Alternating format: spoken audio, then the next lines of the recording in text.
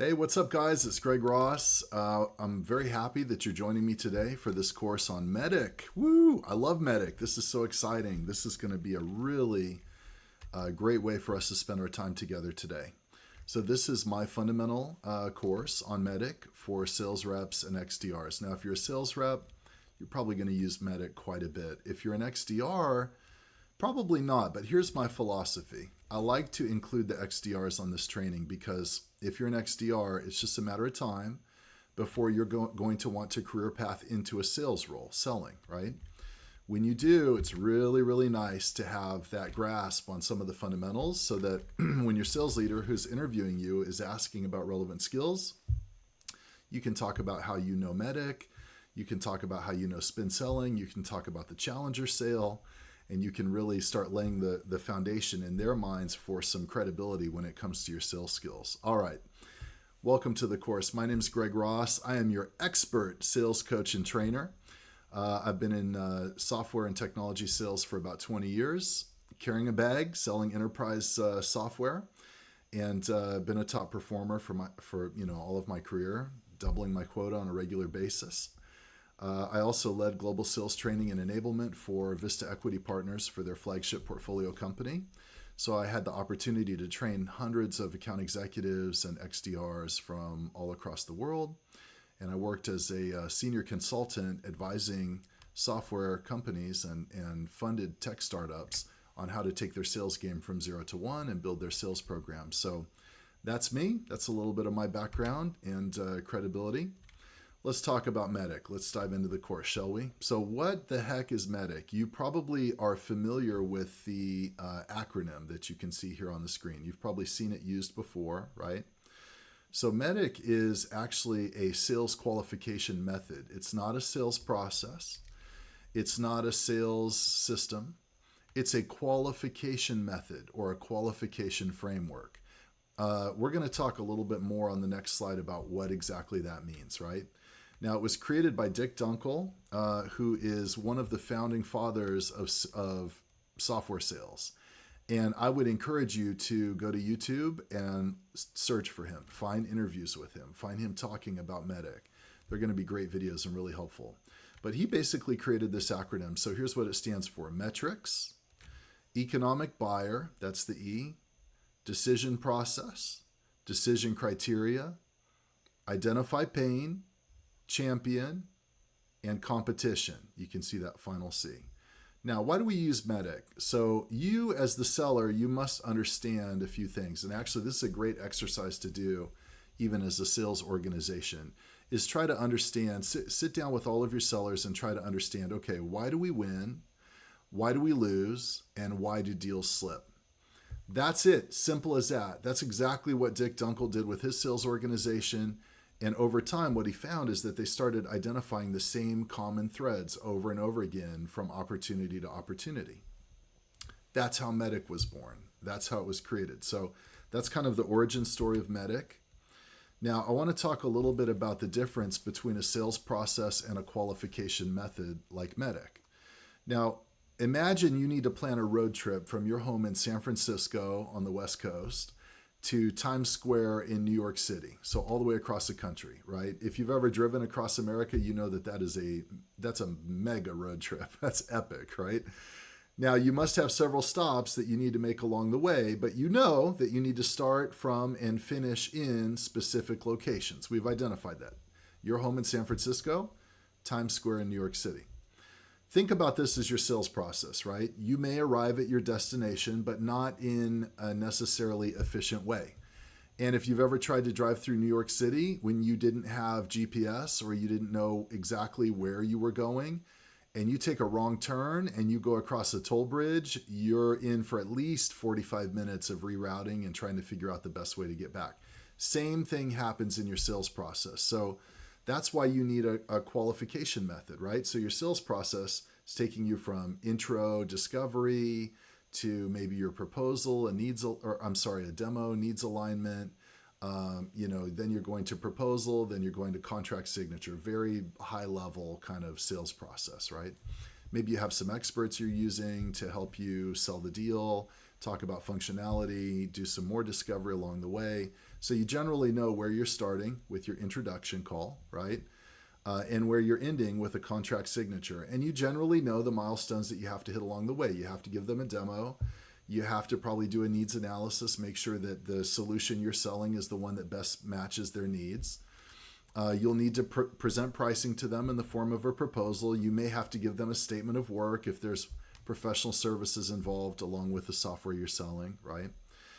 So you know that you're going to arrive, hopefully, at a closed-won deal, but it's a hot mess along the way. This is why you need a qualification method. So as you leave your home in San Francisco, you realize the value in having a GPS.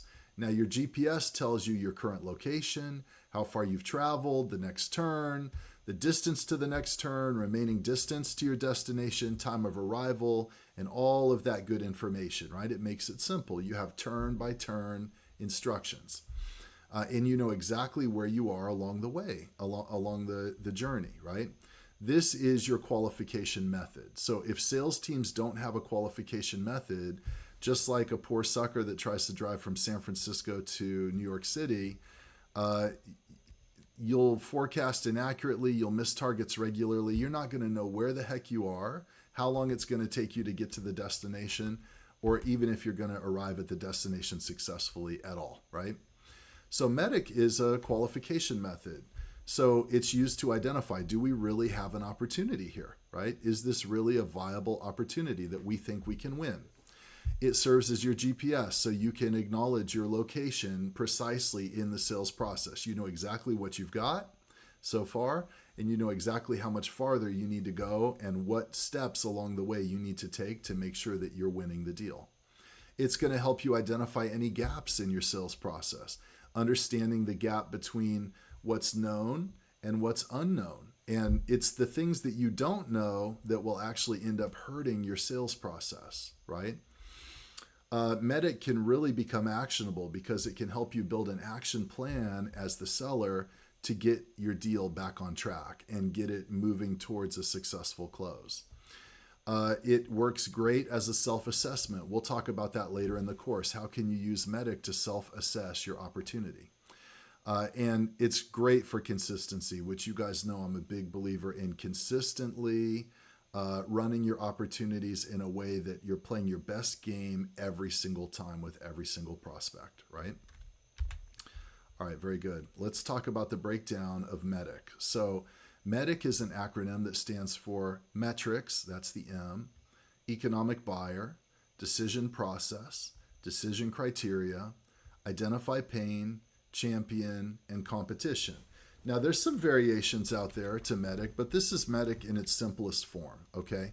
You might see MEDDICC, you might see MEDDICC with like more than one C or more than two C's, more than two D's, more than one P put in the middle there. So this is like all variations of the same thing, right? And as we go through the next few slides, I'll show you a breakdown of what each letter in the MEDDICC acronym means and why it's important to you, okay? So let's start with metrics. You as the seller need to understand what are the metrics in this opportunity, right? What's the use case? Who owns the use case? How much is the quantified pain? Have you outlined the current as is and the desired to be scenarios? What's the quantified business value?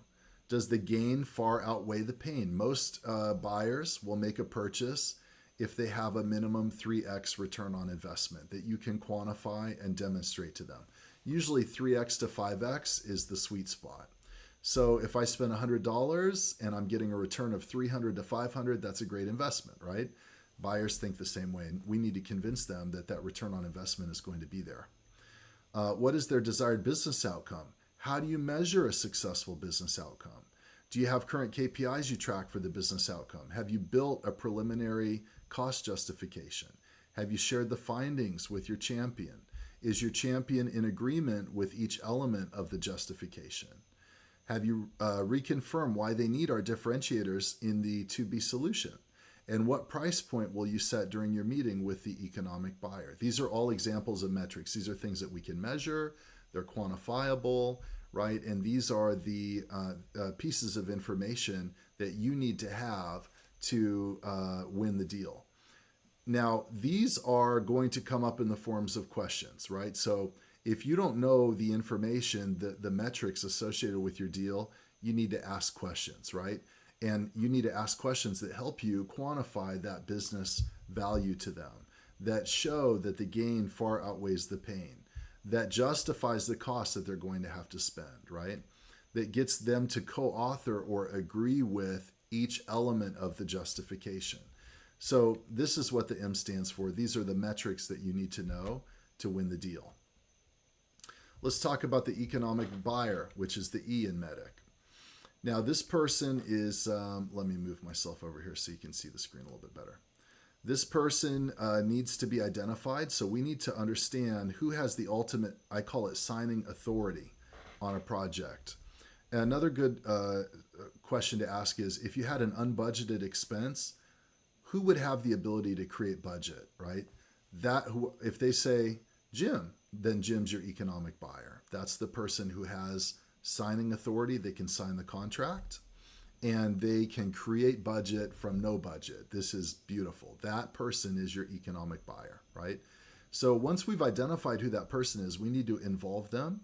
We need to identify and later meet the person who has the final say on whether to release funds for this project. Now, you can never get them in too early. If you have your first call with the economic buyer, that's great. It doesn't always happen. Usually there's a buying committee of 3 to 8 people that are involved in making the decision. Unless you're selling to very early stage startups, then there's probably 1 or maybe 2, right? Now, the economic buyer should have power and influence within their organization. They not only control the buying process, but they also have access to discretionary funds. When they talk in a room, everyone shuts up and listens. Their voice is really, really important. That's another clue that they're the economic buyer. They have that power and authority and influence. And then we want to find out, is this discretionary budget? So would this require new discretionary budget or the redistribution of existing funds? Do we have a budget in place for this project? An economic buyer can answer that question and tell you exactly where the budget's coming from. And if there's not enough budget, they can help pull budget together from other areas to help cover the expense of your solution, right? Or I should say the investment. All right, let's talk about the first D, the decision process. You must understand the decision process, not your process as a salesperson, their process. How is the decision made, right? So you need to know who's involved in making the purchasing decision. A good metric, and this is something that I learned at Vista, 3 people from 2 different departments, one of whom has signing authority or control over the budget, right? So that's a good best practice. What they found is that when you have at least 3 people from 2 different departments, one of whom has the ability to create budget and sign, then you have like a 70% greater chance of closing the deal. So this is really solid, and it's based in research. All right, influence. Understand who's on the buying committee and make recommendations for them to join calls when it makes sense to do so. You do not want to stay what we call single-threaded throughout the sale. You want to have at least 3 people, if you're selling to organizations bigger than an early stage startup, on those calls, part of the decision. Listen, guys, millennials, Gen Zers are starting to make these decisions more and more frequently. They buy by committee. They like to get everyone's thoughts on what they're looking at. They want to make a safe bet. They don't want to risk their career and their reputation making a buying decision when nobody else agrees with them. So be prepared for 3 to 8 people or more, if it's a large enterprise, to be involved in the buying decision and have influence. All right, good question to ask. Have you made a purchase like this before while at XYZ company? And what does the process look like? Walk me through that process on your end, Mr. Prospect, so I understand like exactly what we need to go through to get this deal completed and a signature. And then the timeline. I like to ask this question during the discovery call. When are you hoping to go live by? Now, that's an important question, because if they want to go live in a week and your implementation time is 3 months, you don't have a deal. So this is really important to understand, and you need to prioritize that right up front. All right, so the more we can understand about their decision process on the buyer side, the more likely we are to successfully close the deal. And again, that's what we're looking for here. Those things that are likely to cause us to win, lose, or cause a deal to slip and get delayed, right? All right, the second D, decision criteria. We need to understand. So I love asking this question. Do you have an evaluation criteria or an evaluation guide that you're using on this project? Can we get a copy of that?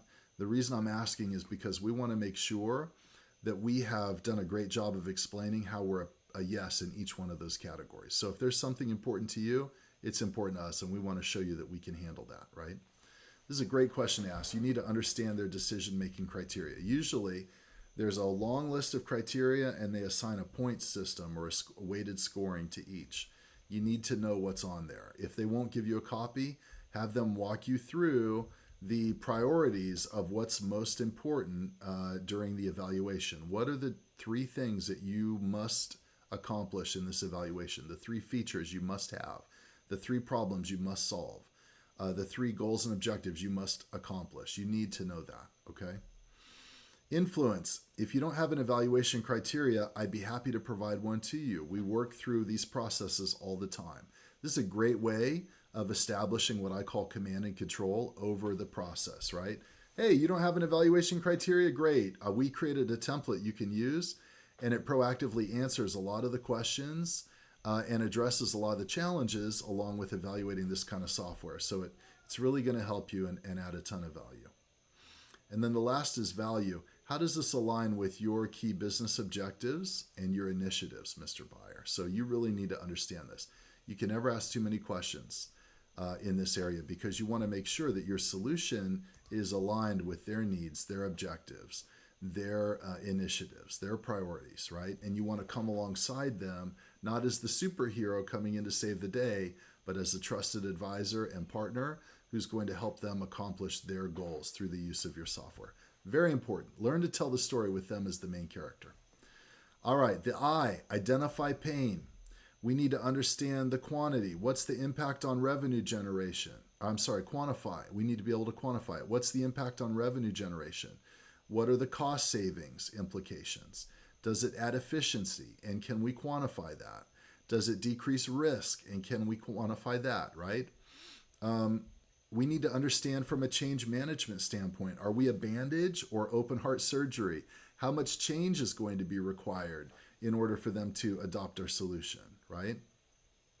We need to conduct an analysis to identify and analyze the scope and severity of the pain that they're experiencing, that they're facing. And we need to ask questions to dig down into the impact. We need to understand what's the cost of inaction. Who cares? I had a good friend who I sold with in a team selling model, and he always asked this question. He would say, this may sound like a rude question, but who cares? What if you don't go with our software? What difference does it make? And then he would shut up and listen to what they said. And that's a very revealing answer. So what's the cost of inaction? If you don't make any changes, is that really going to hurt you or hurt your organization? If it doesn't, then you're a nice to have, not a need to have. And that's one of those things that can cause them to not move forward with your solution, and you don't win the deal. All right, the first C in MEDDICC, champion. Now, this is a true champion. Lots of people have false champions. Oh, Bob's my champion. Well, Bob isn't really a champion, and here's the criteria that you need to understand to identify a real champion. They provide information about their company and the competition. They coach you during the sale. They have an interest in you winning. They have influence in the company. They give you access to people on the power chart. Very important. They give you access to the economic buyer, or they are the economic buyer. They sell for you when you're not in the account. If you're not on a call, they're in there thumping the desk talking about how great your solution's going to be. They have authority in the account. They'll co-author the decision criteria. They'll provide internal metrics for a cost justification, openly sharing information with you. This may require an NDA. And they'll help control the decision process. That, my friends, is a real champion. And I want you to use this criteria to have a real hard look at your champion and figure out, is this person really a champion, or are they just kind of a coach or whatever? You need a champion, right? Okay. The final C stands for competition. So this is a metric that's worked really well for me. What value do we provide that our competition can't, right? We need to understand, what are our advantages? What are our disadvantages? What value does our competition provide that we cannot provide? We need to understand what we need to keep and retain. So what's working well for the prospect within their current solution? If something's working well for them now, you need to keep that in place with your solution. If you don't, mark my words, that'll be the reason that they choose not to buy and that they choose not to move forward with you. And innovate, right? These are things that neither you nor your competitors can do, and you might need to innovate, think outside the box, explore unorthodox solutions and paths to get this done in order to meet the prospect's needs, right?